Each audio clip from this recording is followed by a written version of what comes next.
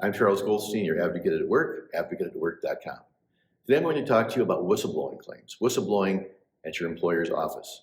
Now, if you see a dangerous condition in the office that is putting at risk the general public, others on staff, or especially yourself, it's important to report it. But you have to go through the right methods and the right avenues to do this safely. It's wise to see an attorney before you are to report such a condition to any agency or the employer themselves. I recently had a client who was in a very dangerous situation. He was enclosed in a small office.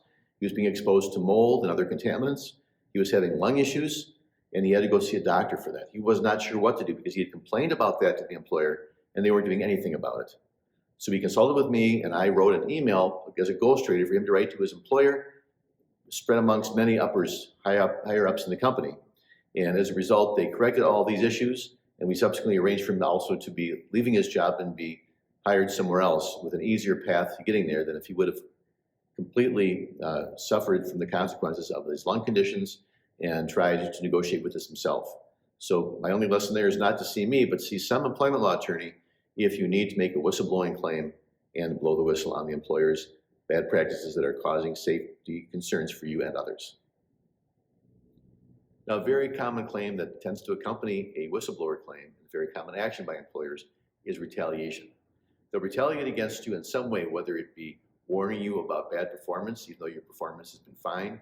They might do other things to punish you, such as harass you or treat you differently than other employees, make you feel like an outsider, all because you tried to report a bad condition in the employment area. So it's very important that you keep in mind that retaliation could occur, and be sure if you've already blown the whistle and are being retaliated against, you see a lawyer, not just me, I'm not saying that, but any lawyer who knows employment law, to address both the whistleblowing and the retaliation that you're undergoing to make sure you're protecting yourself in any way you can. As Jiminy Cricket said, just give a little whistle. I'm Charles Goldstein, your advocate at work, advocateatwork.com.